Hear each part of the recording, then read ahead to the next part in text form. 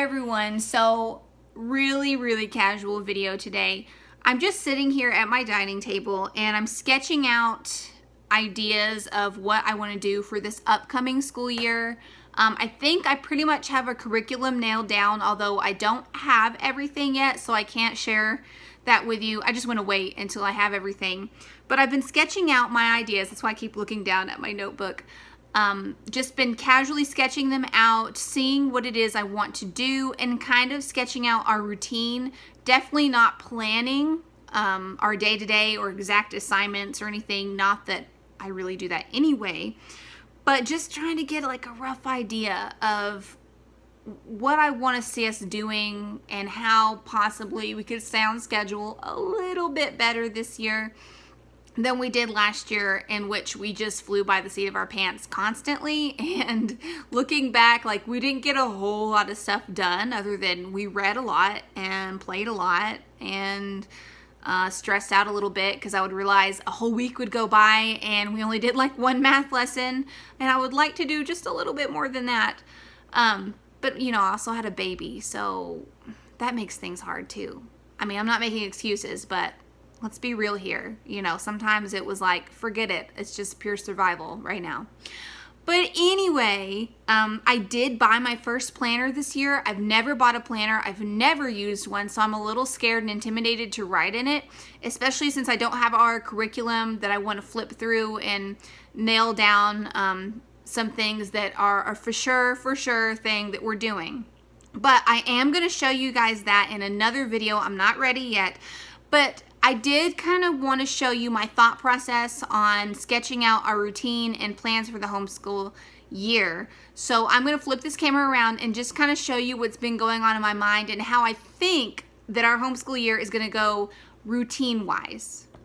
Okay, so first things first, this is the notebook that I've been sketching some stuff out in. This doubles as like a journal, reading ideas, apparently taping down some plants.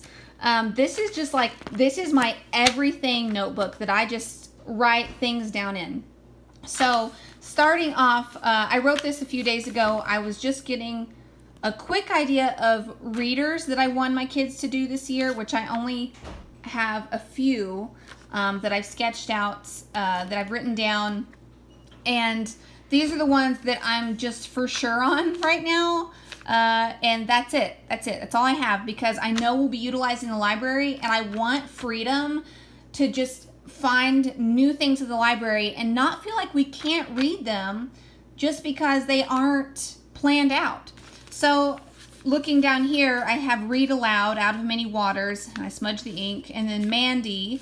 And if you don't recognize this little list right here, this is from like Build Your Library, the first few weeks, because I wanted something to help us get into that routine. I need some guidance before I start flying off on my own for the year. So this is stuff that I have on hand that's just to get us started, get our feet wet until I feel comfortable getting back into our routine again and introducing a little bit more freedom, because I need help. I need rules for at least the first few weeks, and then we'll go fly off on our own. But these are the things I plan on reading aloud. Again, you see the list is really short because I know I'm going to, one, find stuff I see online that I feel inspired by that I want to read, and I'll like purchase it or look for it at the library. And two, we go to the library and I see so many books there that I want to read to my kids randomly. You know, I don't plan them out, and I really like just feeling inspired in the moment and not feeling like I can't grab it because we're too deep into the stuff that I planned out months ago. So I don't want to plan too far ahead. But that's just a little tidbit right there. So this is what I've been doing this afternoon. This is my quick sketch stuff. It's not pretty. It's not in a nice little planner, although I would, once I decide for sure, I'm going to move some stuff over. And I'll explain that in another video, how I plan to plan this year. So I have sample week, just trying to see how I want to do this. I have Monday through Thursday, and then Friday as a carryover day. So I've written out a weekly plan instead of, you know, an exact day by day. That's over here. A weekly plan of how many times I want to do any one thing during the week. And I want to keep my goals light because I know if I write down too much stuff, I'll just get upset that I'm not getting the stuff done, and then I'll end up carrying that stress over to my kids. And I just don't want to do that. I want to minimize that this year if possible.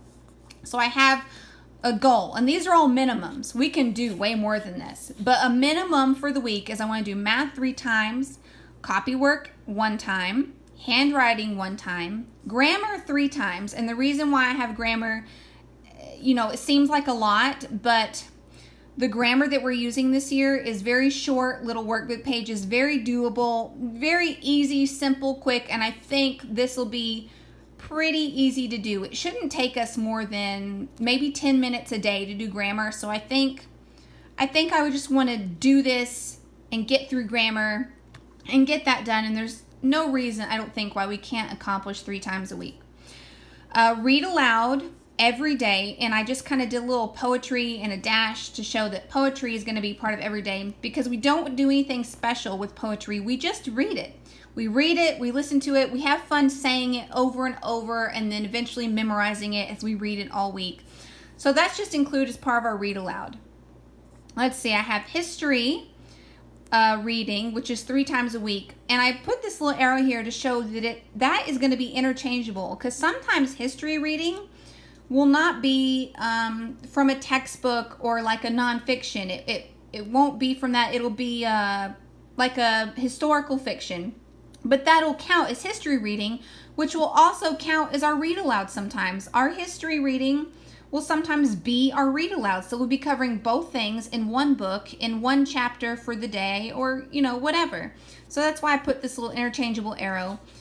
And then art and science goal is 2 times a week for each, but that does not mean a project or a hands-on. Science, blah, blah, blah. I'm getting too far ahead of myself. I'm trying to talk here. Science, that might just mean we watch a video one day and then we read out of a couple reference books the next day. We won't be doing a project every week. Let's be real here. And art as well. Sometimes that'll just be, we'll be reading from our cool art reference texts, which are going to be fun, and then maybe like a project. It might just be a picture, it might be a painting, it might be actual handiwork like a knitting or something, and I'll count that as art. So when you see this, don't think we're doing like hands-on in-depth project 4 times a week with science and art.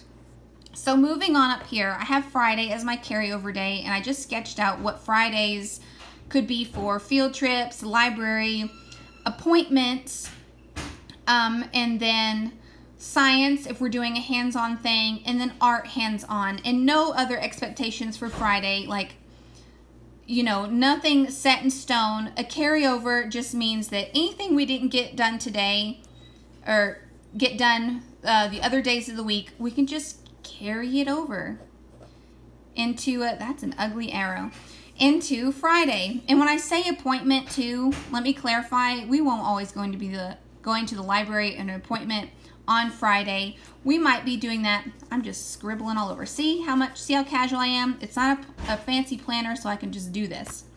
So we might have an appointment another day and we miss half the things that maybe I had planned for that day or hoped to accomplish.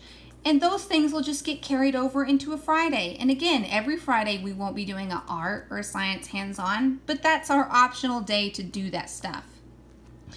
Now, I've written down, and this isn't like what I'm going to be doing, but I have written down a sample daily routine, which is using this list over here for the week, the weekly goals. I've written down how that might look week to week. So day 1, not Monday, but day 1 of whenever we want to start that week. Could be Sunday, could be Thursday, could be whenever. Day 1 of the homeschool year. We would do, say, poetry, read aloud, copy work, and then math. And then I have a little arrow here showing that one daughter, while she is doing copy work, I could be working with the other one on math, because copy work is an independent thing that they can do. And then switch. When one's done with math, I tell the other one, go do your copy work, and I'll do math with the other one. And then I have it broken up by morning and then bedtime. So this is the stuff that I would hope to accomplish in the morning before lunch. And then bedtime, I would do read aloud again, and then history. And maybe this read aloud or this read aloud would be from our art or science reference book. And then history would be maybe Story of the World, or maybe a historical fiction, or maybe another historical reference book that I have, like a nonfiction. And then if you notice, I don't have anything written down for afternoon because I have planned in the past to do school stuff in the afternoon. It never, ever, ever works out. And I've just realized that for our family, we just don't do afternoon school. We just don't. Everyone's done by the afternoon. No one wants to do it. They want their free time. I want my free time. And this is just me being real with myself and keeping expectations on what is doable. So moving on, I'm not going to show you all these and go through each of them day by day. But again, another morning routine: poetry, read aloud, grammar, math, and then I have written down here readers, so someone could be reading independently while the other one's doing math, and then maybe another history, and just an idea, art read aloud. If we read from just our literature read aloud in the morning, just switch it up. Reading aloud is going to happen every day, but it's not always going to be the same thing at the same time every single day. Day 3, again, poetry just to start the morning. Say this time it's handwriting, read aloud, science reading, maybe a hands-on, because hands-on doesn't have to wait for Friday. What if our day's going fast and I just want to do it today? And then grammar, bedtime, read aloud. And again, I have all this carried on over to the next day, and then I have sketched out a day 5. So basically, probably at the end of the week, bedtime reading carryover, if you can't read this, because I was writing it really fast. And this would just be, say we didn't read one evening because we stayed up late. Maybe we were watching a movie. Maybe we went out. Maybe we were at a party, or maybe we were just playing outside or whatever. For some reason the day was late. Maybe we went out to eat. Then we're just going to carry over for bedtime reading. And then art project, science project, anything we want to carry over. And then day 6 and 7 would probably be the weekend, traditionally. And this is just reading, catch up in evening. We don't do anything on the weekend, but we do typically read before bed because that's just our routine. So again, another couple catch up days. If we didn't get to anything that I want to read during the week, let's catch up on our historical fiction, our history, our literature, whatever. So that's just my sketched out little plans. Let me know what you think of this very rough planned routine. I just wanted to try to sketch this out, make it doable for us. But I hope this helps someone, maybe give you ideas and give me ideas. Give me your plans or link your videos to what you do to keep it simple and doable down below. And thank you so much for watching, and hopefully I will see you all again really soon.